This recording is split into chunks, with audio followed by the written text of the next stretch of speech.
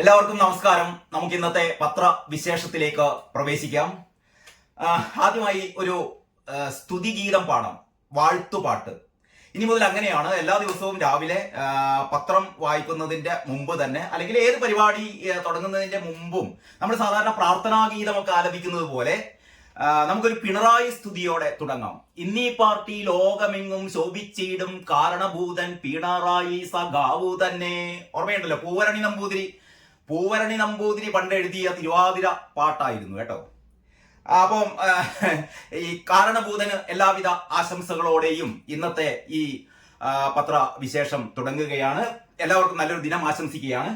നമുക്ക് ആദ്യം ദേശാഭിമാനി തന്നെ നോക്കാം. ഇന്നത്തെ ദേശാഭിമാനി ഒരുപാട് പ്രത്യേകതകളുള്ള പത്രമാണ്. ഇന്നത്തെ ദേശാഭിമാനി ഇത് അവസാനം ദേശാഭിമാനിയുടെ ഒരു പരസ്യമായി മാറുമോ എന്ന് സംശയമുണ്ട്. കാരണം ദേശാഭിമാനി എല്ലാവരും വായിക്കുക എന്നുള്ളത് ആ രീതിയിൽ ആരും എടുക്കരുത്. ഇതൊരു പത്രത്തിന്റെ അവലോകനം മാത്രമാണ്. ഇത് ദേശാഭിമാനിയെ പ്രൊമോട്ട് ചെയ്യുന്ന ഒരു സാധനമല്ല. ഈ പ്രൊമോട്ട് ചെയ്താലും കുഴപ്പമൊന്നുമില്ല. കാരണം നമ്മുടെ നാടിന്റെ എന്താ പറയാ, നാടിന്റെ ഒരു കണ്ണാടി, യെസ്, നമ്മുടെ നാടിന്റെ ഒരു കണ്ണാടിയാണ്, അല്ലെങ്കിൽ പിണറായി ഭരണത്തിന്റെ ഒരു കണ്ണാടിയാണ് ദേശാഭിമാനി. അതുകൊണ്ട് ഇതൊരു പ്രൊമോഷൻ വർക്ക് ആയാലും കുഴപ്പമില്ല.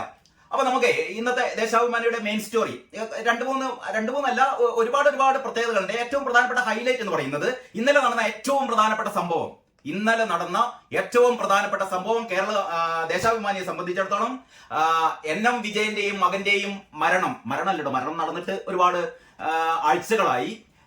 NM വിജയന്റെയും മകന്റെയും മരണം, ഇത് സഖാക്കളുടെ മരണമല്ല കേട്ടോ. ഇത് കോൺഗ്രസിന്റെ വയനാടിലെ മുൻ എന്താ പറയാ DCC ട്രഷറർ NM വിജയന്റെയും മകന്റെയും മരണം. DCC പ്രസിഡന്റ് അറസ്റ്റിൽ.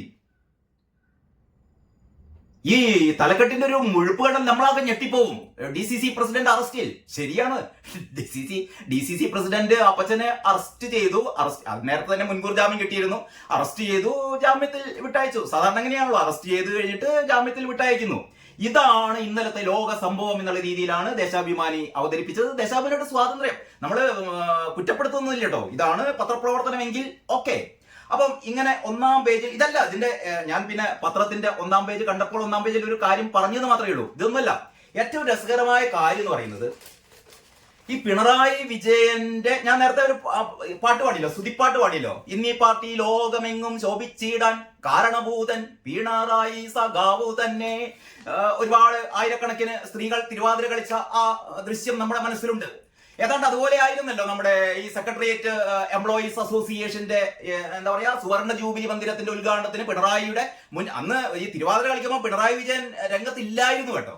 അത് വേറെ മൂത്ത സഖാക്കന്മാരൊക്കെ ആയിരുന്നു രംഗത്തുണ്ടായിരുന്നത്. MA ബേബി ഉൾപ്പെടെയുള്ള സാംസ്കാരിക നവോത്ഥാന നായകന്മാരുടെ കൺമുമ്പിൽ വെച്ചിട്ടാണ് തിരുവാതിര കളിച്ചത്. അപ്പോട്ടെ, അപ്പൊ പിണറായി വിജയന്റെ നേരെ മുന്നിൽ നിന്ന് തന്നെ ഈ നമ്മുടെ സെക്രട്ടേറിയറ്റ് ജീവനക്കാർ ഈ ഒരു പാട്ടുപാടി മുഖ്യമന്ത്രിയെ കോൾമയർ കൊള്ളിപ്പിച്ചു. എല്ലാ ദിവസവും ഈ കോൾമയർ എന്ന് പറയുമ്പോൾ ഇതിനി അശ്ലീല പ്രയോഗത്തിന് കേസ് കൊടുക്കണ്ട.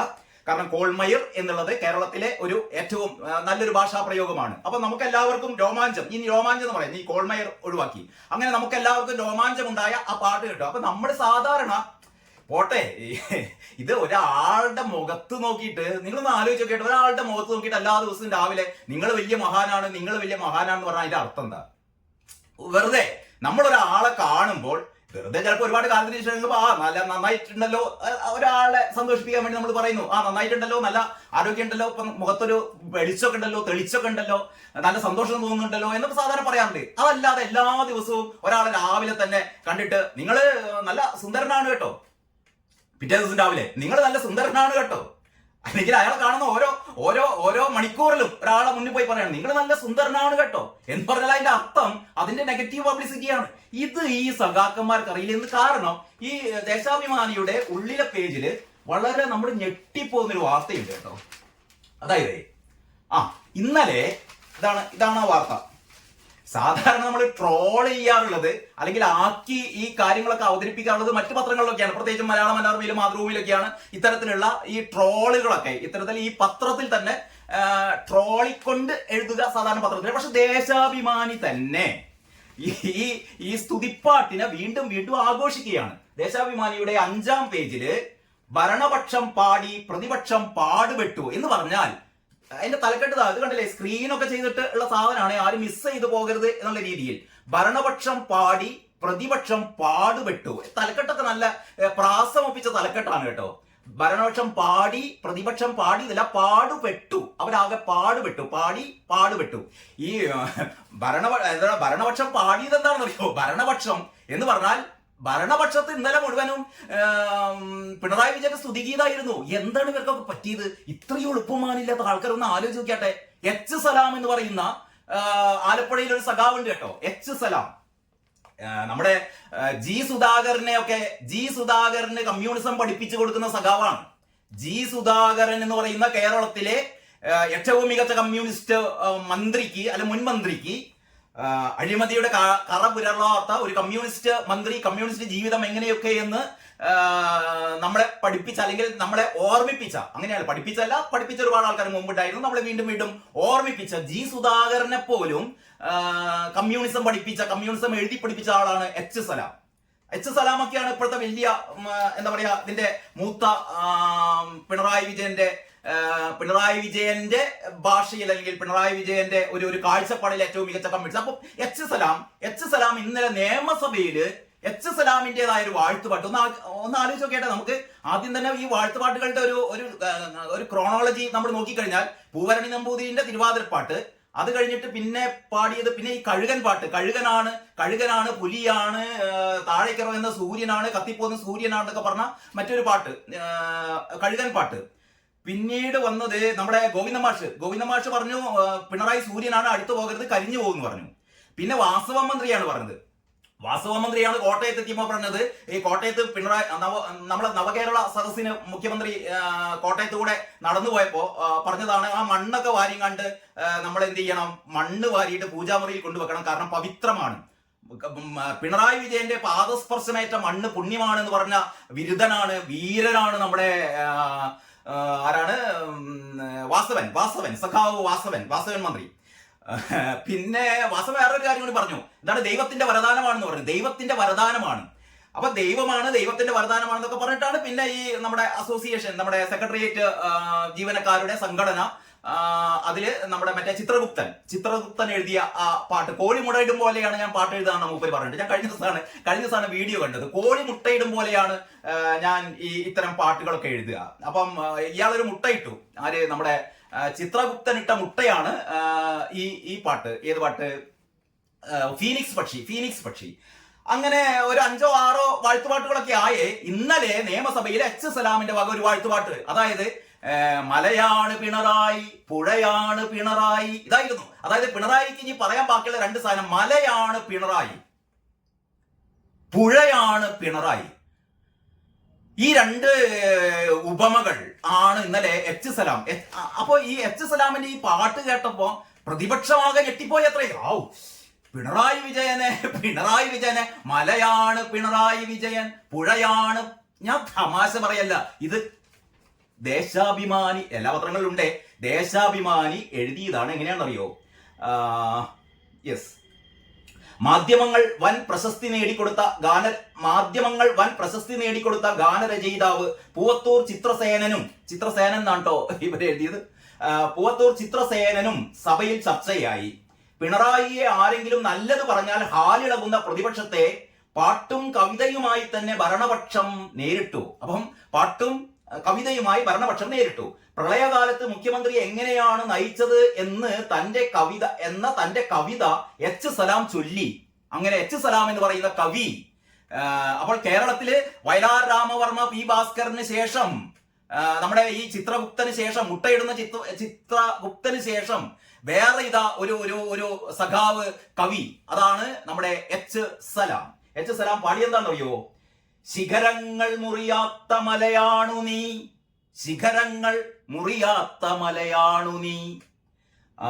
നീരുറവ വറ്റാത്ത പുഴയാണു നീ. പിണറായി വിജയനെ കുറിച്ചാണ് കേട്ടോ. അപ്പൊ പിണറായി വിജയനെ കുറിച്ച് എച്ച് സലാമും കവിത ചൊല്ലിയപ്പോ പ്രതിപക്ഷമാകെ ഞെട്ടിപ്പോയി. പ്രതിപക്ഷമാകെ വിൽമുറിഞ്ഞൊച്ച കേട്ടു നടുങ്ങി രാജാക്കന്മാർ ഉരകങ്ങളെപ്പോലെ എന്നൊക്കെ പണ്ട് മഹാകവി എഴുതിയിട്ടുണ്ട്. അതേപോലെ പിണറായി സ്തുതി കേട്ടപ്പോ അത്യാവശ്യം എളുപ്പമാനുള്ള ആൾക്കാരൊക്കെ മുഖമ്പത്തിരിക്കുക ചെയ്യുക. അപ്പോൾ ദേശാഭിമാനി പറഞ്ഞത് എല്ലാവരും ഞെട്ടിപ്പോയി. ഇനിയിപ്പോ ഞങ്ങൾ എല്ലാ ദിവസവും മുഖ്യമന്ത്രിക്ക് ഈ നമ്മുടെ നിയമസഭയുള്ള കാലത്തോളം ആദ്യം തന്നെ മുഖ്യമന്ത്രിക്ക് ഒരു വാഴ്ത്തുപാട്ട്, എല്ലാവരും എഴുന്നേറ്റ് നിൽക്കുക, മുഖ്യമന്ത്രി സ്തുതിഗീതം പാടുക എന്നുള്ള രീതിയിലേക്ക് വരും. വേണ്ട, ഞാനിത് തമാശ പറയല്ല. ഇങ്ങനെയൊക്കെ സംഭവിച്ചില്ലെങ്കിലേ അത്ഭുതപ്പെടേണ്ടതുള്ളൂ. ഇനി അതുമല്ല, ഇനി അതിനേക്കാൾ രസം വരുന്നു. അങ്ങനെ എന്താ പറയാ, യെസ്, നാളികേരത്തിന്റെ നാട്ടിലെനിക്കൊരു നാഴിയിടങ്ങഴി മണ്ണുണ്ട്. ഒരുപക്ഷെ മലയാളികൾ, എനിക്ക് തോന്നുന്നു മലയാളികൾ ഏറ്റവും കൂടുതൽ കേട്ട പാട്ടാണ് നാളികേരത്തിന്റെ നാട്ടിലെനിക്കൊരു നാഴിയിടങ്ങഴി മണ്ണുണ്ട്, അതിൽ നാരായണക്കിളി കൂടുപോലുള്ളൊരു നാലുകാൽ ഓലപ്പുരയുണ്ട്. പി ഭാസ്കര മാഷിന്റെ വരികൾ,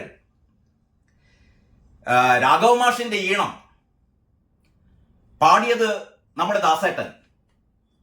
തുറക്കാത്ത വാതിൽ എന്ന് പറയുന്ന സിനിമയിലാണ് ഈ പാട്ട് കേട്ടോ. സിനിമ എനിക്ക് തോന്നുന്നു നമുക്ക് യൂട്യൂബിലൊക്കെ അവൈലബിൾ ആണ് ഈ സിനിമ. പ്രേം നസീറാണ് ആ രംഗത്ത് പാട്ട് പാടുന്നത് എന്നാണ് എന്റെ ഓർമ്മ. കാരണം ഈ സിനിമ കാണുന്നതിനേക്കാൾ കൂടുതൽ നമ്മൾ ഈ പാട്ടാണ് കേട്ടത്. ഇന്നലെ നിയമസഭയിൽ ഈ ഒരു പാട്ട് ചർച്ചാ വിഷയമായി. കേരളത്തിൽ എങ്ങനെ ഈ പാട്ട് പാടും എന്നാണ് ദലീമ ചോദിച്ചത്. ദലീമ എന്ന് പറയുന്ന ഒരു ഇടതുപക്ഷ MLA ഉണ്ട് കേട്ടോ. ദലീമ ചോദിച്ചു. ഇങ്ങനെ എല്ലാരും വാഴ്ത്തുപാട്ട് പാടുമ്പോൾ ദലീമ ഒരു പടി കൂടി കടന്നിട്ട് ദലീമ ചോദിക്കുകയാണ്, ഇനി മുതൽ ഭാസ്കര മാഷ് എന്ന് പറയുന്ന ഒരു കവി, ഇയാളൊക്കെ കവി എന്ന് പറയാൻ പറ്റുമോ? കവി എന്ന് പറയുന്നത് പൂവരണി നമ്പൂതിരി. അടുത്ത നമ്മുടെ സാഹിത്യ സമ്മാനം ജ്ഞാനപീഠം ഏതായാലും ഇവിടുന്ന് കൊടുക്കാൻ പറ്റില്ല. അതുകൊണ്ട് ഇവിടുത്തെ ഏതെങ്കിലും വലിയ അവാർഡുകൾ, കേരള സാഹിത്യ അക്കാദമി അവാർഡ് പൂവരണി നമ്പൂതിരിക്ക് കൊടുക്കണം. അതേപോലെ നമ്മുടെ ചിത്രഗുപ്തന് കൊടുക്കണം. വേണമെങ്കിൽ H. സലാമിന് അപേക്ഷിക്കാം, H. സലാമിനും അവാർഡ് കൊടുക്കണം. അപ്പോൾ ഇങ്ങനെയുള്ള പ്രഗത്ഭരായ കവികളൊക്കെ ഇവിടെ ഉണ്ടാവുമ്പോ ഭാസ്കര മാഷ് എന്ന് പറയുന്ന ഒരു തോന്നിവാസി എഴുതി വെച്ചിരിക്കുന്നു. എന്താണ് ഈ ഒരു കവിത? ഏത് കവിത അറിയോ? ഈ ഭാസ്കര മാഷിന്റെ ഓരോ സിനിമാ പാട്ടും കവിതകളാണ്. അപ്പോൾ ഈ ഒരു കവിത ഏതാണത്? നാളികേരത്തിന്റെ നാട്ടിലെനിക്കൊരു നാഴിയിടങ്ങഴി മണ്ണുണ്ട് എന്ന പാട്ടിലെ നാലുകാൽ ഓലപ്പുരയുണ്ട് എന്ന് മിണ്ടിപ്പോകരുത്. പിണറായി വിജയൻ ഭരിക്കുന്ന കേരളത്തിൽ നാലുകാലിൽ ഓലപ്പുരയില്ല. അങ്ങനെ ഉണ്ടാവില്ല. ഉണ്ടെങ്കിൽ തന്നെ നമ്മളത് കാണരുത്. ഇവിടെ എല്ലാവരും മണിമന്ദിരങ്ങളിലാണ്. കേരളം എന്ന് പറയുന്നത് മണിമന്ദിരങ്ങൾ. പിണറായി തമ്പുരാന്റെ നേതൃത്വത്തിൽ മാവേലി നാടുവാണിയിടും കാലം മനുഷ്യരെല്ലാരും ഒന്നുപോലെ എന്ന് പറയുന്നത് പോലെ പിണറായി നാടുവാഴും കാലം ഇന്നീ പാർട്ടി ലോകമെങ്ങും ശോഭിച്ചിടാൻ കാരണഭൂതൻ പിണറായി സഖാവു തന്നെ. അങ്ങനെ ഈ കാരണഭൂതൻ ഭരിക്കുന്ന ഈ കാലത്ത് എങ്ങനെയാണ് ഭാസ്കര മാഷ് അന്ന് അങ്ങനെ ഒരു സിനിമാ പാട്ട് എഴുതുക? ഈ കേരളത്തിലെ നാലുകാലിൽ ഓലപ്പുര എന്ന് എഴുതിയ ഭാസ്കര മാഷ് ഇന്ന് ജീവിച്ചിരിപ്പുണ്ടെങ്കിൽ സഖാക്കന്മാര് ഭാസ്കര മാഷ കാലും കൈയും പിടിച്ചു കെട്ടി പിണറായി വിജയന്റെ മുന്നിൽ കൊണ്ടിടുമായിരുന്നു. ഇങ്ങനെ എഴുതി പോകരുത് ഇനി. കാരണം ഇവിടെ അങ്ങനത്തെ നാലുകാൽ ഓലപ്പുരയൊന്നുമില്ല. ഇവിടെയുള്ളത് മുഴുവനും മണിമന്ദിരങ്ങളാണ്. എന്നിട്ട് ദലീമ പറയാണ്, ഇനി മുതൽ ആ പാട്ട് പാടാൻ പാടില്ല. ഇതത് ദേശാഭിമാനി റിപ്പോർട്ട് ചെയ്തതാണ്. അവസാനം നാളികേരത്തിന്റെ നാട്ടിലെനിക്കൊരു നാഴിയിടങ്ങഴി മണ്ണുണ്ട് എന്ന പാട്ടിലെ നാലുകാൽ ഓലപ്പുര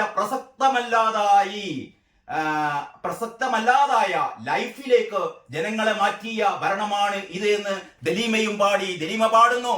ഇത് ലൈഫ് ഭവന പദ്ധതി, പിണറായി വിജയന്റെ ഈ ഭവന പദ്ധതി കുറെ പൈസ കേന്ദ്രമാണ് കൊടുക്കുന്നത് കേട്ടോ, അതൊന്നും പറയില്ല. അപ്പൊ അങ്ങനെയുള്ള ലൈഫ് ഭവന പദ്ധതിയിലൂടെ കേരളത്തിലെ മുഴുവൻ ആൾക്കാർക്കും മണിമന്ദിരങ്ങൾ വെച്ചു കൊടുക്കുന്ന പിണറായി വിജയന്റെ നാട്ടിൽ എങ്ങനെയാണ് നാലുകാൽ ഓലപ്പുര എന്ന് ദലീമ ചോദിക്കുകയാണ്. അങ്ങനെ നമ്മുടെ നികുതി കാശ് എടുത്ത് ഉണ്ടാക്കിയ, നമ്മുടെ നികുതി കാശ് എടുത്തിട്ട് അവർ അലവൻസ് പറ്റുന്ന അവിടെ പോയിരുന്നിട്ട് ഇവർ കാണിച്ചു കൂടിയ തോന്നിവാസം ഒരു എളുപ്പമില്ലാതെ ദേശാഭിമാനി തന്നെ എഴുതി വെച്ചിട്ടാണ്. ഞങ്ങളെ മുഖ്യമന്ത്രിക്ക് വാഴ്ത്തുപാട്ട് ഞങ്ങൾ പാടും, ഞങ്ങളെ മുഖ്യമന്ത്രിക്ക് വാഴ്ത്തുപാട്ട് പാടിയാൽ നിങ്ങൾക്കെന്താ എന്നാണ് പ്രതിപക്ഷത്തോട് ചോദിക്കുന്നത്. പ്രതിപക്ഷം കിടുങ്ങിപ്പോയി എന്നാ പറയുന്നത്. പാടുപെട്ടു, പ്രതിപക്ഷം അവിടെ ഇരിക്കാൻ പാടുപെട്ടു. മാനം കപ്പല് കയറി എന്നൊക്കെ നമ്മൾ പറയാറുണ്ട്. ഇതൊക്കെ കേട്ടിട്ട് കപ്പല് കയറിയ, എന്താ പറയാ, മാനം കപ്പല് കയറിപ്പോയ പ്രതിപക്ഷത്തെ കുറിച്ച് ഓർത്തിട്ട് സങ്കടം വരികയാണ്. അപ്പൊ കഴിഞ്ഞില്ല. ഇതൊക്കെ ദേശാഭിമാനിന്റെ വീരഗാഥകൾ തുടങ്ങിയിട്ടേ ഉള്ളൂ. ഇനിതാ അടുത്ത ദേശാഭിമാനിന്റെ ഹെഡിങ് ആണ് PPE കിറ്റ് ആരോപണം പഴകിയത്. ഇന്നലെ മുഴുവൻ ഇന്നലത്തെ പത്രങ്ങളിൽ മുഴുവൻ ഉണ്ടായിരുന്നതായിരുന്നല്ലോ. അതായത് ഒരു 11 കോടി രൂപയുടെ CAG റിപ്പോർട്ടാണ്. വെറുതെ പറഞ്ഞല്ല, ഇത് 2 കൊല്ലം മുമ്പ് തന്നെ കേരളത്തിലെ മാധ്യമങ്ങളൊക്കെ, എനിക്കൊന്നും മനോരമ പത്രമാണ് ആദ്യം എക്സ്ക്ലൂസീവ് സ്റ്റോറിയായി ഈ സ്റ്റോറി കൊണ്ടുവന്നത്. അതായത് കോവിഡ് കൊള്ള ഒരുപക്ഷെ ലോകത്താദ്യം കോവിഡ് എന്ന് പറയുന്ന മഹാമാരിയുടെ മറവിൽ കൊള്ള നടത്തിയ ഭരണം എന്ന് പറയുന്നത് ലോകത്ത് ഇങ്ങനെയൊരു ക്രൂരമായ ഒരു കൊള്ള നടത്തിയത് കേരളത്തിൽ മാത്രമായിരിക്കും. ഉത്തരവാദി എന്താ? ടീച്ചറമ്മ എന്ന് നമ്മൾ വിളിക്കുന്ന മുൻ ആരോഗ്യമന്ത്രി ശൈലജ ടീച്ചർ എന്ന് വിളിക്കുന്ന വടകരയിൽ വന്ന് അവിടുന്ന് വർഗീയ ചീട്ടുകൾ ഇറക്കിയ എന്റെ എന്താ പറയാ, എന്റെ ഫേക്ക് വീഡിയോ പുറത്തിറക്കി എന്ന് പറഞ്ഞ ആൾ നെഞ്ചത്തടിച്ച് നിലവിളിച്ച എവിടെ വീഡിയോ എന്ന് ചോദിക്കുമ്പോൾ അങ്ങനെ ഒരു വീഡിയോ ഇറക്കി. ആ വീഡിയോ ആരും കണ്ടിട്ടില്ല. പക്ഷേ ടീച്ചറമ്മക്ക് സ്വപ്ന ദർശനം ഉണ്ടായതായിരുന്നു. എന്നെ പറ്റി ഒരു വീഡിയോ ഇറക്കി. ഷാഫി പറമ്പിൽ അടിക്കാൻ നോക്കിയതായിരുന്നു. അവസാനം സ്ക്രീൻഷോട്ട് ഇറക്കി. അവസാനം സ്ക്രീൻഷോട്ട് ഇവിടെ മുഴുവൻ എന്താ പറയാ പ്രചരിപ്പിച്ച DYFI നേതാക്കന്മാര് ഒക്കെ മാന്യന്മാരായി ഇപ്പം വിലസുകയാണ്. അന്വേഷണവുമില്ല, ഒന്നുമില്ല. അതിന്റെ ഫോറൻസിക് റിപ്പോർട്ട് വന്നിട്ടില്ല അത്രേ. അങ്ങനെ ഈ പറയുന്ന ടീച്ചറമ്മയായിരുന്നു പണ്ട് കേരളത്തിന്റെ എന്താ പറയാ ഒരു ദേവദൂത പോലെ ഒക്കെ അവതരിപ്പിച്ച ഒരു കഥാപാത്രം എന്നുള്ളതായിരുന്നു ടീച്ചറമ്മ പറഞ്ഞത്. അതായത് കോവിഡിനെ എന്തോ ഭയങ്കര സംഭവം. ശരിക്കും യഥാർത്ഥത്തിൽ ഇന്ത്യയിൽ ഏറ്റവും കൂടുതൽ കോവിഡ് മരണമുണ്ടായ രണ്ടാമത്തെ സംസ്ഥാനം കേരളമായിരുന്നു. പക്ഷെ ആദ്യം കണക്കുകളൊന്നും പുറത്തുവിടാതെ ഞങ്ങളിവിടെ എന്തൊക്കെയോ ഒക്കെ ചെയ്തു. ഈ കാരണഭൂതനും ടീച്ചറമ്മയും കൂടി കേരളത്തിലെ ജനങ്ങളെ മുഴുവൻ രക്ഷിച്ചു എന്നൊക്കെ പറഞ്ഞ് കള്ളക്കണക്കുകൾ കാണിച്ച് അവസാനം കണക്ക് പുറത്തു വന്നപ്പോഴാണ് ഞെട്ടിപ്പോയത്. കേരളത്തിൽ ഏറ്റവും കൂടുതൽ കോവിഡ് മരണമുണ്ടായ രണ്ടാമത്തെ സംസ്ഥാനം കേരളമായിരുന്നു. ആ കോവിഡ് കാലത്ത് PPE കിറ്റ് വാങ്ങിയ വകയില്, അതായത് 550 രൂപക്ക് PPE കിറ്റ് ഞങ്ങൾ തരാമെന്ന് പറഞ്ഞപ്പോൾ അത് വേണ്ട, ഞങ്ങൾക്ക് 1500 മതി എന്ന് പറഞ്ഞിട്ട് അതിന്റെ ഇടയിൽ 1000 രൂപ, ഓരോ കിറ്റിനും 1000 രൂപ എന്നുള്ള രീതിയിൽ 11 കോടി രൂപ മുക്കിയ ആര്? മുക്കിയ മന്ത്രി എന്നല്ല, മുഖ്യമന്ത്രി. ഇത് ഞാൻ പറയാൻ കാരണേ, ഇന്ന് രാവിലെ ഒരു ചെറിയ ഒറ്റ മിനിറ്റ് ഒരു കാര്യം പറഞ്ഞോട്ടെ. ഇന്ന് രാവിലെ എന്റെ ഒരു സുഹൃത്ത്, ഞാൻ നേരത്തെ കഴിഞ്ഞ വീഡിയോയിലൊക്കെ പറഞ്ഞു, സാബു സുരേന്ദ്രൻ എന്ന് പറയുന്നത് നമ്മുടെ കോഴിക്കോട്ടെ ഒരു ഏറ്റവും പ്രധാനപ്പെട്ട ഒരു സാംസ്കാരിക പ്രവർത്തകനും നാടക പ്രവർത്തകനും ഒക്കെയാണ് കേട്ടോ. നമ്മുടെ പഴയ ഈ സാംസ്കാരിക വേദിയുടെ കാലത്തൊക്കെ കേരളത്തിൽ ജ്വലിച്ചു നിന്ന ഒരു സാംസ്കാരിക പ്രവർത്തകനായിരുന്നു സാബു സുരേന്ദ്രൻ ഇന്ന് രാവിലെ വിളിക്കുന്നു. അതെ, എന്നോട് ചോദിക്കാം, നമ്മള് വളരെ വളരെ അടുത്ത സുഹൃത്തുക്കളാണ്, നമ്മൾ തമ്മിൽ ഒരു എടാപോട എന്നൊക്കെ വിളിക്കുന്ന ആ ബന്ധമാണ്. അപ്പൊ രാവിലെ സാബു പറയുന്നു, എടാ നിന്റെ ഈ പ്രൊനൗൺസിയേഷൻ ശരിയല്ല കേട്ടോ. അപ്പൊ ഞാൻ പറഞ്ഞു, സാബു, നമ്മൾ സാധാരണ സംസാരിക്കുന്ന പോലെയാണ് സംസാരിക്കുന്നത്, പ്രൊനൗൺസിയേഷനിൽ ചിലപ്പം വൈകല്യങ്ങൾ ഉണ്ടാവും, സാറില്ല, ഇതൊക്കെ ഒന്ന് അത്ര വലിയ പ്രശ്നം. എന്താ പ്രശ്നം? അതെനി മുഖ്യമന്ത്രി എന്ന് പറയുന്നത് അതിന്റെ ഒരു പ്രൊനൗൺസിയേഷൻ ശരിയല്ല. ഞാൻ പറഞ്ഞു, മുഖ്യമന്ത്രി എന്നുള്ളതിന് എന്തെങ്കിലും തകരാറിന് മുഖ്യമന്ത്രി എന്ന് ഞാൻ സാധാരണ മുഖ്യമന്ത്രി എന്നല്ല പറയുന്നത്. അപ്പോ സാബു പറഞ്ഞു, എടാ മുഖ്യമന്ത്രി എന്നല്ല പറയേണ്ടത്, മുഖ്യമന്ത്രി എന്ന് പറയണം, മുഖ്യമന്ത്രി. അപ്പോഴാണ് ഈ സാബുവിന്റെ ഒരു നർമ്മം നമുക്ക് മനസ്സിലായത്. അതായത് ഇനി മുതൽ മുഖ്യമന്ത്രി എന്ന് പറയുന്നത് മുഖ്യമന്ത്രി എന്ന് പറയണമെന്നാണ് സാബു സുരേന്ദ്രന്റെ ഒരു നിർദ്ദേശം കേട്ടോ. ഇനി വല്ല കേസ് എടുക്കുകയാണെങ്കിൽ സാബു സുരേന്ദ്രനും എനിക്ക് 2 കൂട്ടർക്ക് എതിരെ സമൻസ് വരട്ടെ. കാരണം കൂടെ ഒരു കൂട്ടുപ്രതി കൂടി ഉണ്ടല്ലോ. അപ്പൊ ഞാൻ പറഞ്ഞുകൊണ്ട് വന്നത്, നമ്മുടെ ഈ PPE കിറ്റ്, അതായത് ഈ കോവിഡ് കാലത്ത് 11 കോടി രൂപ അടിച്ചു മാറ്റിയ അല്ലെങ്കിൽ അഴിമതി നടത്തിയ പഴയ ആരോഗ്യവകുപ്പ് മന്ത്രി, നമ്മുടെ പഴയല്ല ഇപ്പോഴത്തെയും പഴയതുമായ മുഖ്യമന്ത്രി എന്ന് പറയുന്ന ഒരു കോക്കസ് നമ്മുടെ ഇയാളുണ്ടായിരുന്നു. നമ്മുടെ ഐസക് ആയിരുന്നില്ല അന്നത്തെ ധനകാര്യമന്ത്രി. അപ്പോൾ ഇങ്ങനെയുള്ള ഏറ്റവും വലിയൊരു കുംഭകോണം, ഏറ്റവും വലിയൊരു അഴിമതി ഇനി നമ്മൾ ലോകം വിടാ, നമ്മുടെ ഇന്ത്യയിൽ തന്നെ ഇങ്ങനെ ഒരു സംഭവം, ഇതേതും വേറെ വല്ല സംസ്ഥാനത്താണെങ്കിൽ എന്താ പറയാ, എപ്പം രാജിവെച്ച് പോയെന്ന് ചോദിച്ചാൽ മതി, അല്ലെങ്കിൽ എപ്പം രാജി വെപ്പിച്ചു ചോദിച്ചാൽ മതി. ഇവിടെ കോൺഗ്രസിലെ കൊഞ്ഞാണന്മാര് ഇവിടെ ഇനി വരാനിരിക്കുന്ന തെരഞ്ഞെടുപ്പിൽ 2026 നടക്കാൻ പോകുന്ന തെരഞ്ഞെടുപ്പിൽ ആര് മുഖ്യമന്ത്രിയാകണമെന്ന് വി ഡി സതീശനും രമേശ് ചെന്നിത്തലയും നമ്മുടെ KC വേണുഗോപാലും ഒക്കെ പരസ്പരം അടികൂടിക്കൊണ്ടിരിക്കുമ്പോ ഇവിടെ ഇങ്ങനെ ഒരു ഏറ്റവും വലിയ രമേശ് ചെന്നിത്തല പണ്ടേ ഈ കാര്യങ്ങളൊക്കെ പറഞ്ഞിരുന്നു 2 വർഷം മുമ്പ് തന്നെ. ഇവരൊന്നും പറഞ്ഞിട്ട് കാര്യമില്ല. എത്ര പറഞ്ഞു കഴിഞ്ഞാലും എന്തിനു വെറുതെ ആരോപണം ഉന്നയിക്കുന്നു? ഉളുപ്പുള്ളവരോടല്ലേ നമ്മൾ ആരോപണം ഉന്നയിക്കുക. ഞാൻ പെട്ടെന്ന് ഓർമ്മ വരുന്നത് നമ്മുടെ കിറ്റക്സിന്റെ സാബു ഉണ്ടല്ലോ, കിറ്റക്സിന്റെ മുതലാളി. ഞാൻ കഴിഞ്ഞ ഒരു വർഷം കഴിഞ്ഞ തെരഞ്ഞെടുപ്പില് ലോക്സഭാ തെരഞ്ഞെടുപ്പ് സമയത്ത് സാബുവായിട്ട് കുറച്ച് സമയം സംസാരിച്ചിരുന്നു, കിറ്റക്സിന്റെ MD. അപ്പൊ സാബു പറഞ്ഞൊരു കാര്യമുണ്ട് കേട്ടോ. കാരണം സാബു അക്കാലത്ത് മുഖ്യമന്ത്രിയുടെ മുഖ്യമന്ത്രിക്കെതിരെ വൻ ആരോപണങ്ങൾ, ഒരു വൻ ബോംബ് വരാൻ പോകുന്നു എന്നൊക്കെ കിറ്റക്സിന്റെ MD സാബു പണ്ട് പറഞ്ഞിരുന്നു. ഞാൻ അപ്പൊ എന്താ ഈ ബോംബ് എന്താ പൊട്ടിക്കാത്ത ചോദിച്ചപ്പോ സാബു പറയാണ്, എന്ത് ബോംബ് പൊട്ടിച്ചിട്ടും വല്ല കാര്യമുണ്ടോ? എന്ത് ബോംബ് പൊട്ടിച്ചിട്ടും വല്ല കാര്യമുണ്ടോ? കാരണം ഉളുപ്പും മാനിക്കാത്ത ആൾക്കാരുടെ മുഖത്തേക്ക് എന്ത് ബോംബ് പൊട്ടിച്ചിട്ട് എന്ത് കാര്യം? ഒരു കാര്യമില്ല.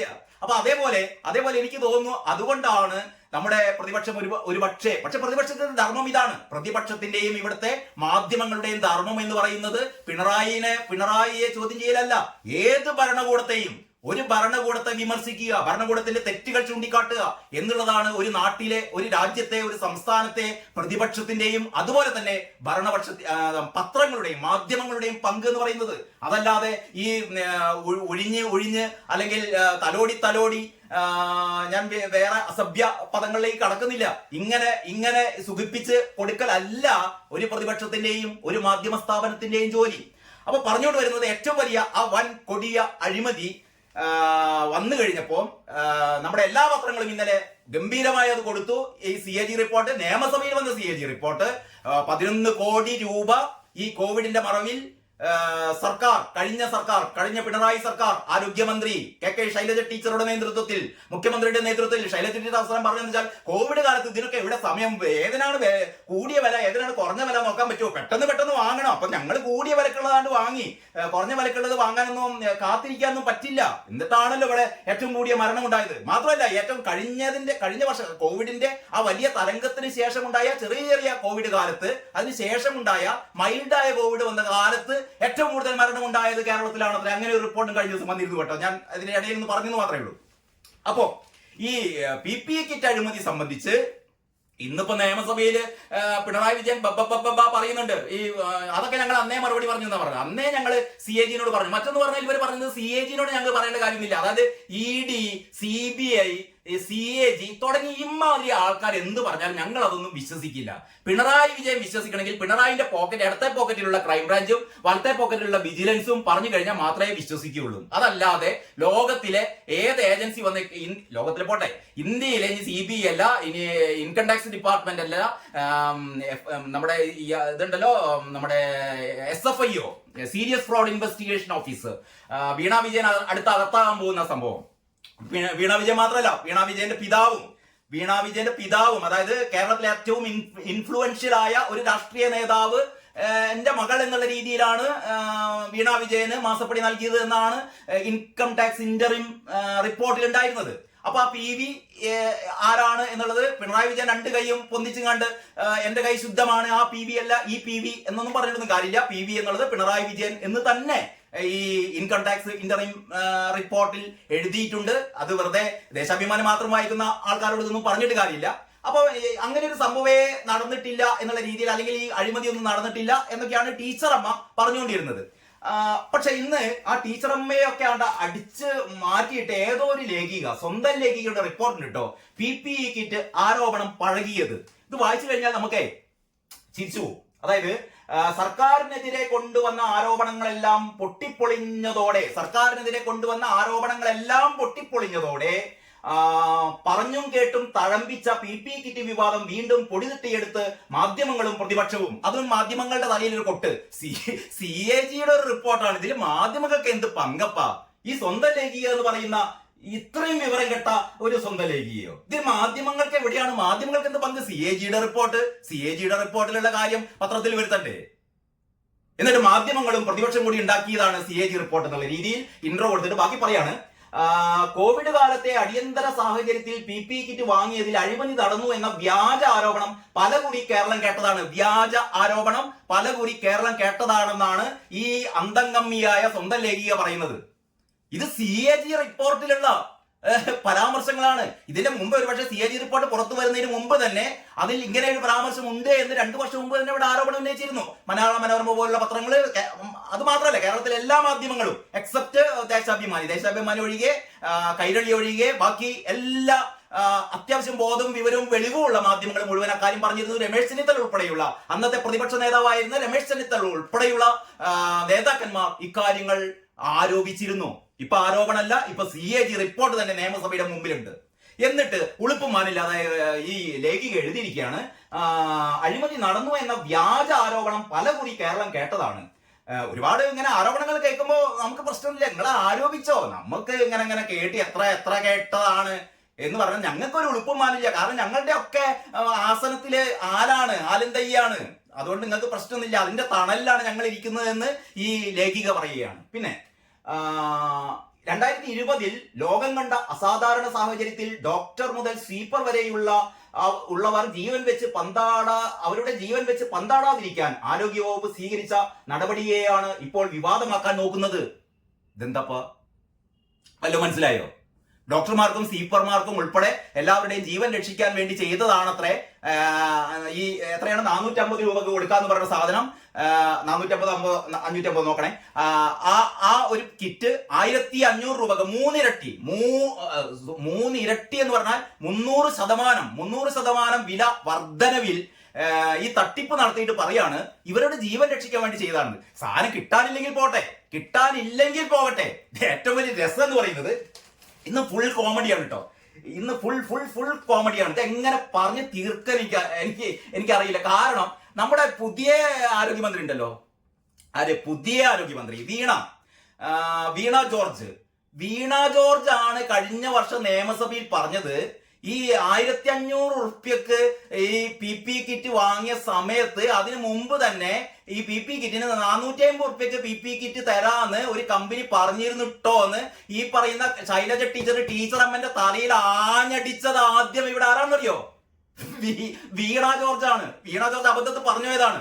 ഒരു ചോദ്യത്തിന്റെ ഉത്തരത്തിൽ അത് ഞാൻ കാണിച്ചു തരാം. അത് എല്ലാ പത്രങ്ങളും, ഈ പത്രം ഒഴികെയുള്ള പത്രങ്ങളൊക്കെ, ദേശാഭിമാനി ഒഴികെയുള്ള പത്രങ്ങളൊക്കെ അത് കൊടുത്തിട്ടുണ്ട്. എന്ന് പറഞ്ഞാൽ കള്ളി പൊളിച്ചത് എന്ന് പറഞ്ഞാൽ ടീച്ചർ അമ്മ ആണ് ഇതിൽ ഒന്നാം പ്രതി എന്ന് പറയുന്നത് നമ്മുടെ വീണ ജോർജ് ആണ്. പഴയ ആരോഗ്യമന്ത്രിയാണ് പ്രതി എന്ന് ഇപ്പോഴത്തെ ആരോഗ്യമന്ത്രി ചൂണ്ടിക്കാണിക്കുകയാണ്, വീണ ജോർജ് ചൂണ്ടിക്കാണിക്കുകയാണ്. അതൊന്നും സഖാക്കന്മാർക്ക് പറഞ്ഞാൽ മനസ്സിലാവില്ല. ഞങ്ങൾ പരസ്പരം കക്കും, ഞങ്ങൾ പരസ്പരം ചൂണ്ടിക്കാണിക്കും, ഞങ്ങൾ പരസ്പരം കെട്ടിപ്പിടിക്കും. നിങ്ങൾക്ക് എന്താണ് ചോദ്യം? യെസ്. അപ്പൊ ഇവര് പറഞ്ഞുകൊണ്ട് വരുന്നത്, ഈ ലേഖിക ഇങ്ങനെയൊക്കെ പറഞ്ഞുകൊണ്ട് വരുന്നത്, കോവിഡ് വ്യാപനം ശക്തമായതോടെ 2020 മാർച്ച് ഏപ്രിലിൽ നല്ല PP കിറ്റിന് ദൗർലഭ്യം നേരിട്ടു. നല്ലതിന് അവിടെയാണ് ഇവരുണ്ടാക്കുന്ന വേറൊരു നറേഷൻ കേട്ടോ. അതായത് നല്ല PP കിറ്റിന് ദൗർലഭ്യം നേരിട്ടു. കമ്പനികൾ വില കുത്തനെ കൂട്ടുകയും ചെയ്തു. അവസരം മുതലാക്കി ഗുണനിലവാരം ഇല്ലാത്ത കിറ്റുകൾ വിപണിയിൽ സുലഭമാവുകയും ചെയ്തു. അപ്പൊ വിപണിയിൽ PP കിറ്റുകൾ സുലഭമായിരുന്നു. ഇത് ഈ സ്വന്തം ലേഖിക മാത്രം ഉണ്ടാക്കിയ റിപ്പോർട്ടല്ല.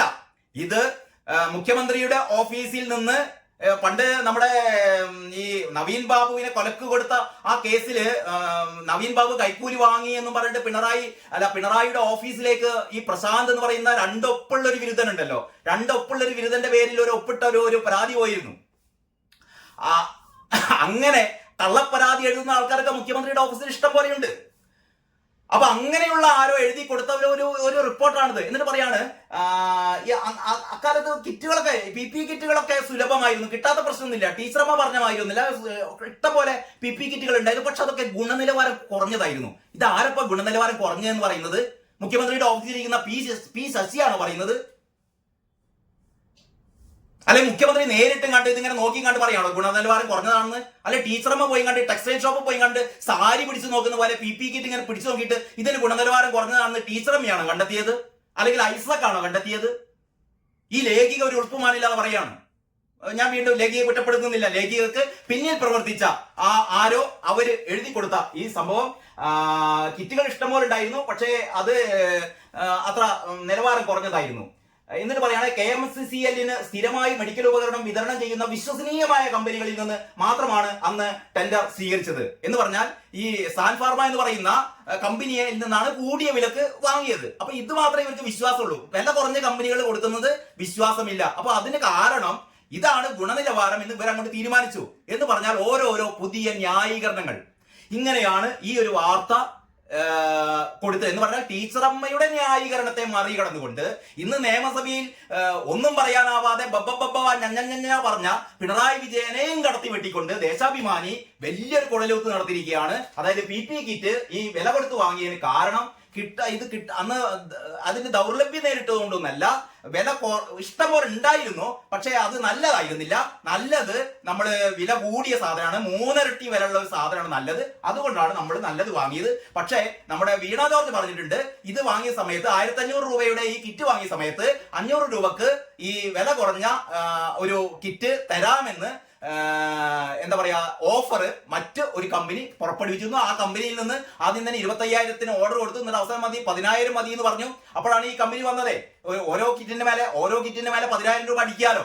അങ്ങനെ ഒരു 15,000 കിറ്റ് ഇവർക്കാണ് കൊടുത്തത്. അപ്പൊ 15,000 നിന്ന് ഇത്രയും രൂപ കിഴിച്ചു കഴിഞ്ഞാൽ, ഇത്രയും രൂപ നമ്മൾ ഗുണിച്ചു കഴിഞ്ഞാൽ നമുക്ക് കിട്ടുന്ന ആ കമ്മീഷൻ ഉണ്ടല്ലോ, അതാണ് നേരത്തെ സാബു പറഞ്ഞ മുഖ്യമന്ത്രി. യെസ്, ഞാൻ കൂടുതൽ വിശേഷിപ്പിക്കുന്നില്ല കേട്ടോ. ഞാൻ ഇതിൽ പറഞ്ഞ ദേശാഭിമാനി പറഞ്ഞ കാര്യങ്ങൾ മാത്രമേ പറഞ്ഞിട്ടുള്ളൂ.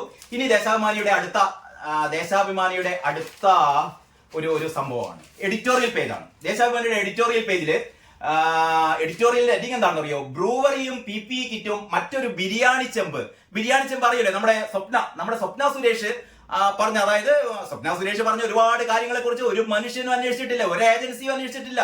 സ്വപ്ന കൊടുത്ത ഒരുപാട് 164 സ്റ്റേറ്റ്മെന്റ് ഉണ്ട്. നമ്മുടെ മറ്റേ നടിയുണ്ടല്ലോ, ബോച്ചയെ കുടിക്കുന്ന നടി ഹണി റോസ് ഒരു 164 സ്റ്റേറ്റ്മെന്റ് ഒരു ജഡ്ജിക്ക് മുമ്പിൽ കൊടുത്തപ്പോൾ അന്ന് 24 മണിക്കൂറിനകം ബോച്ചയെ പിടിച്ചകത്തിട്ടു. ഈ സ്വപ്ന സുരേഷ് 164 സ്റ്റേറ്റ്മെന്റ് ഒരുപാട് മജിസ്ട്രേറ്റുമാരുടെ ഒരുപാട് ജഡ്ജിമാരുടെ മുമ്പിൽ കൊടുത്തിട്ടുണ്ട്. പക്ഷെ അതൊന്നും ഇതുവരെ ആരും തുറന്നു നോക്കിയിട്ടില്ല. അതിൽപ്പെട്ട ആൾക്കാരെ ആരെയും ചോദ്യം ചെയ്തിട്ടില്ല, ഒന്നും ചെയ്തിട്ടില്ല. ദേശാഭിമാനി വലിയ ഹെഡിങ്ങിൽ കൊടുത്തല്ലോ, എന്താ പറയാ, DCC പ്രസിഡന്റ് അറസ്റ്റിൽ എന്നൊക്കെ. ഇതേപോലെ വെണ്ടക്ക നിരത്താവുന്ന അറസ്റ്റുകളൊക്കെ ഉണ്ടാകുമായിരുന്നു, പക്ഷെ ഒന്നും സംഭവിച്ചില്ല. അതാണ് ബിരിയാണി ചെമ്പിൽ സ്വപ്ന പറഞ്ഞതായിരുന്നു. ബിരിയാണി ചെമ്പിൽ സ്വർണം കടത്തിയിരുന്നു എന്നാണ് സ്വപ്ന പറഞ്ഞത്. ക്ലിഫ് ഹൗസിലേക്ക്, മുഖ്യമന്ത്രിയുടെ ക്ലിഫ് ഹൗസിലേക്ക് ബിരിയാണി ചെമ്പിൽ സ്വർണം കടത്തിയിരുന്നു എന്ന് സ്വപ്ന പറഞ്ഞപ്പോൾ അത് ചിരിച്ചു തള്ളുകയാണ് ഇവര്. നേരെ കുറച്ച് അന്വേഷണമൊന്നുമില്ല, അന്വേഷിക്കണ്ട. കാരണം നമ്മുടെ PV എന്ന് പറഞ്ഞാൽ ഞാനല്ല, ഞാൻ കൈ പൊന്നിച്ചിട്ട് ഇത് അഴിമതി പുരളാത്ത കൈയാണ്. ഈ PV അല്ല. പിണറായി വിജയൻ എന്നുണ്ടെങ്കിൽ അത് നോക്കരുത്, അത് കാണരുത്, ആ പേജ് വായിക്കരുത്. ഇത് പുഴയാണ്, മലയാണ്, കഴുകനാണ്, സൂര്യനാണ്. അങ്ങനെയുള്ള ആൾക്കാർ ബിരിയാണി ചെമ്പിലൊന്നും സ്വർണം കടത്തില്ല. കാരണം ദൈവമല്ലേ, ദൈവത്തിന്റെ വരദാനല്ലേ. ഓം ഹ്രീം എന്ന് പറയുമ്പോഴത്തേക്ക് സ്വർണ്ണക്കട്ടികൾ വരും. പിന്നെ എന്തിനാണ് ബിരിയാണി ചെമ്പിൽ കടത്തുന്നത് എന്നാണ് എഡിറ്റോറിയലില് ദേശാഭിമാനി കൊടുക്കുന്നത്. എഡിറ്റോറിയൽ മുഴുവൻ വായിക്കാൻ സമയമില്ല. അതിലെ ഏറ്റവും പ്രസക്തമായ എഡിറ്റോറിയൽ തുടങ്ങുന്നത് ഇങ്ങനെയാണ്: വിവാദങ്ങളും കണ്ണടച്ചുള്ള എതിർപ്പും പ്രതിപക്ഷത്തിനും ഒരുപറ്റം മാധ്യമങ്ങൾ. എല്ലാ സമയത്തും മാധ്യമങ്ങളെയാണ് ഇവരുടെ ഒരു വിചാരം എന്ന് പറഞ്ഞാൽ, ഈ പണ്ടത്തെ കമ്മ്യൂണിസ്റ്റ് രാജ്യങ്ങളിലൊക്കെ ഉള്ള പോലെ പ്രതിപക്ഷ മാധ്യമങ്ങൾ ഉണ്ടാവാൻ പാടില്ല. എന്ത് തെമ്മാടിത്തം, എന്ത് തോന്നിയാസം ചെയ്താലും രാവിലെ എണീറ്റ് ഞാൻ നേരത്തെ പറഞ്ഞ മതി, ഇന്നീ പാർട്ടി ലോകമെങ്ങും ശോഭിച്ചിടും, കാരണഭൂതൻ പിണറായി വിജയനല്ലോ എന്ന് നമ്മൾ ഇങ്ങനെ പാടണം. എല്ലാ ദിവസവും ഇങ്ങനെ പാടണം. സലാം പാടിയ പോലെ മലയാണ് വിജയൻ, പുഴയാണ് വിജയൻ, ഇതൊക്കെ പാടുക. അതല്ലാതെ ഇത്തരം കാര്യങ്ങൾ, ബിരിയാണി ചെമ്പിനെ കുറിച്ച് മിണ്ടരുത്, PPE കിറ്റിനെ കുറിച്ച് മിണ്ടരുത്. ബ്രൂവറി, പാലക്കാട് ജനങ്ങളുടെ കുടിവെള്ളം മുടക്കി കണ്ട് അവിടെ ബ്രൂവറി തുടങ്ങാൻ വേണ്ടി, നല്ല ശുദ്ധമായ മദ്യം കിട്ടാൻ വേണ്ടിയിട്ടാണ് അത്രേ. ഇവിടെ ശുദ്ധമായ പച്ചക്കറിയും ശുദ്ധമായ അരിയും ഇല്ല. അതിനെക്കുറിച്ച് ഗോവിന്ദ മാഷിക്ക് വേവലാതിയില്ല, ശുദ്ധമായ മദ്യത്തിനാണ് വേവലാതി. അത് പറഞ്ഞു തുടങ്ങിയാൽ വേറെ കുറെ ഉണ്ട്. അപ്പം ഈ എഡിറ്റോറിയല് ബിരിയാണി ചെമ്പാണ്. അപ്പൊ ബിരിയാണി ചെമ്പിൽ കടത്തിയെന്ന് പറഞ്ഞ പോലെ ആണ് ഈ ബ്രൂവറി പ്രശ്നം, ഈ PPE കിറ്റ് പ്രശ്നം എന്നൊക്കെയാണ് പറയുന്നത്. മാധ്യമങ്ങൾക്കും ഇതാണ് ഇന്ന് ജീവവായു. അപ്പോൾ വിവാദങ്ങളും കണ്ണടച്ചുള്ള എതിർപ്പും പ്രതിപക്ഷത്തിനും ഒരുപറ്റം മാധ്യമങ്ങൾക്കും ഇതാണ് ഇന്ന് ജീവവായു. അതില്ലാതെ ഒരു നിമിഷം പോലും അവർക്ക് ജീവൻ നിലനിർത്താനാകില്ലെന്ന് തെളിഞ്ഞിട്ട് നാളെ ഏറെയായി. ബിരിയാണി ചെമ്പടക്കം എത്ര ആരോപണങ്ങൾ തൊടുക്കും മുമ്പേ പൊളിഞ്ഞു. ബിരിയാണി ചെമ്പടക്കം എത്ര ആരോപണങ്ങളാണ് പൊളിഞ്ഞത്. PPE കിറ്റും പൊളിഞ്ഞു, ബ്രൂവറിയും പൊളിഞ്ഞു. പിണറായി വിജയനെതിരെ നിങ്ങൾ എന്തൊക്കെ പറഞ്ഞാലും അതൊക്കെ പൊളിയും. ഇതിന്റെ ഇടയ്ക്ക് ഏറ്റവും രസകരമായ സംഭവം ഉണ്ടായിട്ടോ. പിണറായി വിജയൻ ഒരുപാട് കഴുകനാണ്, പുലിയാണ്, കുതിരയാണ്, ഫീനിക്സ് ആണ്, പക്ഷിയാണ്, മലയാണ്, പുഴയാണെന്നൊക്കെ പറഞ്ഞപ്പോൾ ഒരു കാര്യം മാത്രം പറഞ്ഞില്ല, മനുഷ്യനാണ് എന്ന് പറഞ്ഞിട്ട് ഒരു വാഴ്ത്തുപാട്ട് ആരെങ്കിലും എഴുതുമെന്ന് ചോദിച്ചിരുന്നു. അത് എനിക്ക് തോന്നുന്നു വിഷ്ണുനാഥാണ് എന്ന് തോന്നുന്നു. നിയമസഭയിൽ ചോദിച്ചാണ് പിണറായി മനുഷ്യനാണ് എന്ന് ആരെങ്കിലും ഒന്ന് പറഞ്ഞിരുന്നെങ്കിൽ എന്ന് ഒരു പ്രതിപക്ഷം അങ്ങനെ പറയാനുള്ള ഒരു തന്റെ ഇടം പ്രതിപക്ഷത്തിനുണ്ടായി. നല്ലത് തന്നെ. അങ്ങനെ ഇതിലൊക്കെ പറഞ്ഞിട്ട് പിന്നെ പറയുന്നു PPE കിറ്റ് ആരോപണത്തിന്റെയും സ്ഥിതി മറ്റൊന്നല്ല. എൻഫോഴ്സ്മെന്റ് ഡയറക്ടറേറ്റ് അഥവാ ED പോലെ കൺട്രോളർ ആൻഡ് ഓഡിറ്റർ ജനറൽ അതായത് CAG എന്ന ഭരണഘടനാ സ്ഥാപനത്തെയും പ്രതിപക്ഷ സംസ്ഥാനങ്ങളെ തല്ലാനും തകർക്കാനുമുള്ള വഴിയായി കേന്ദ്രം ഉപയോഗിക്കുന്നു എന്ന വസ്തുത ഒരു വശത്ത് നിൽക്കട്ടെ, അവരുടെ കണ്ടെത്തലിലെ ജനവിരുദ്ധതയും ചർച്ച ചെയ്യേണ്ടതുണ്ട്. അപ്പൊ CBI പോലെ ED പോലെ CAG പറഞ്ഞതൊന്നും നമ്മൾ വിശ്വസിക്കേണ്ട എന്നാണ് എഡിറ്റോറിയൽ പറയുന്നത്. CAG റിപ്പോർട്ടിൽ അങ്ങനെ പലതും ഉണ്ടാവും, അതൊന്നും നോക്കേണ്ട കാര്യമില്ല എന്നാണ് ഇവർ പറയുന്നത്. എന്നിട്ട് പറയുന്നു, കോവിഡ് പ്രതിരോധത്തിൽ കേരളം തീർത്ത മാതൃക ലോകമാകെ ചർച്ചയായതാണ്.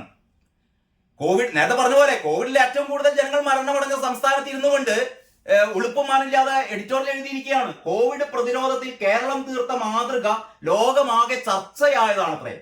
കോവിഡ് മരണം കുറയ്ക്കുന്നതിൽ അമേരിക്കക്ക് മുന്നിലായിരുന്നു കേരളത്തിന്റെ സ്ഥാനം. അപ്പൊ കേരളത്തിന്റെ സ്ഥാനം എന്ന് പറയുന്നത് കോവിഡ് മരണം കുറയ്ക്കുന്നതിന് മുന്നിലാണ്. പക്ഷെ കണക്ക് വന്നപ്പോ ഒരുപാട് ആൾക്കാർ മരിച്ചുപോയി. ആ കണക്കൊന്നും നമ്മൾ വിശ്വസിക്കരുത്, അത്തരം കണക്കുകളൊന്നും വിശ്വസിക്കരുത്. കണക്ക് ടീച്ചറമ്മ പറയുന്നതാണ് കണക്ക്, കാരണഭൂതം പറയുന്നതാണ് കണക്ക്. അപ്പൊ ഇങ്ങനെയൊക്കെയാണ് നമ്മൾ ഇതിന്റെ പേരിൽ നമുക്ക് എന്തെല്ലോ അവാർഡുകളൊക്കെ കിട്ടിയിരുന്നു കേട്ടോ. എനിക്ക് ഓർമ്മ വരുന്നത് ഒരു നമ്മുടെ ഹരീഷ് കണാറിനൊക്കെ അവരുടെ ടീം അവതരിപ്പിച്ച ഒരു സ്കിറ്റ് ഉണ്ടായിരുന്നു.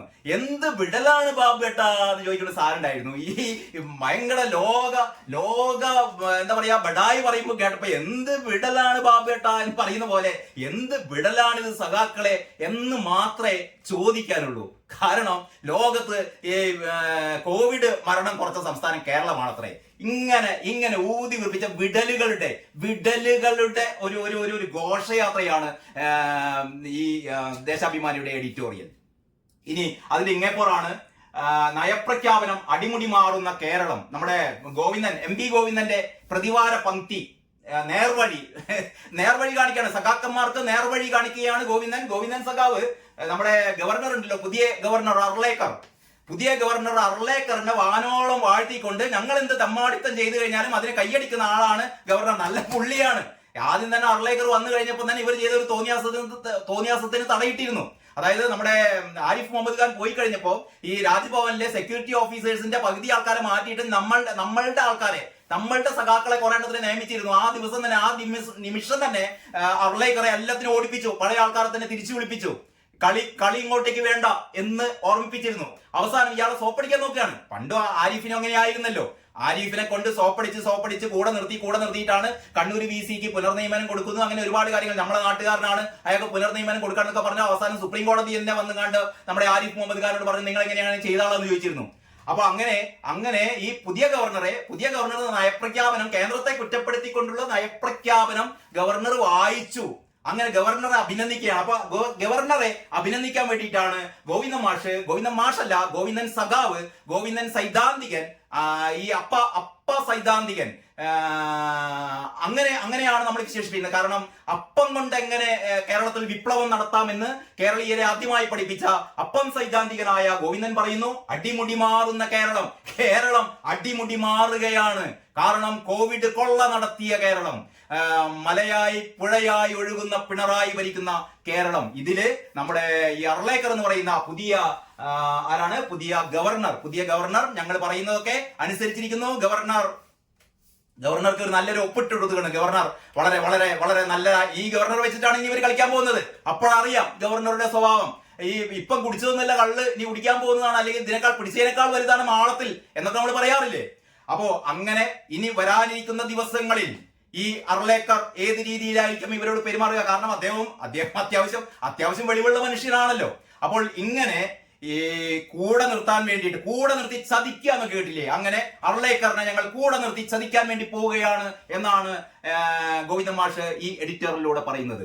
ഇങ്ങനെ ഓരോ പേജിലും വളരെ വളരെ വളരെ രസകരമായ സംഭവങ്ങൾ കുത്തി നിറച്ച പേജാണ് ദേശാഭിമാനി. അതുകൊണ്ട് എല്ലാ സഖാക്കളും ദേശാഭിമാനി വായിച്ച് പ്രബുദ്ധരാകണം എന്ന് ആഹ്വാനം ചെയ്തുകൊണ്ട് ഈ ഇന്നത്തെ പത്രവിശേഷത്തിന്റെ ആദ്യ സെഗ്മെന്റ് ഇവിടെ അവസാനിപ്പിക്കുകയാണ്. മറ്റു പത്രങ്ങളിലെ മറ്റു വിശേഷങ്ങൾ അടുത്ത വീഡിയോയിൽ. എല്ലാവർക്കും നന്ദി, നമസ്കാരം.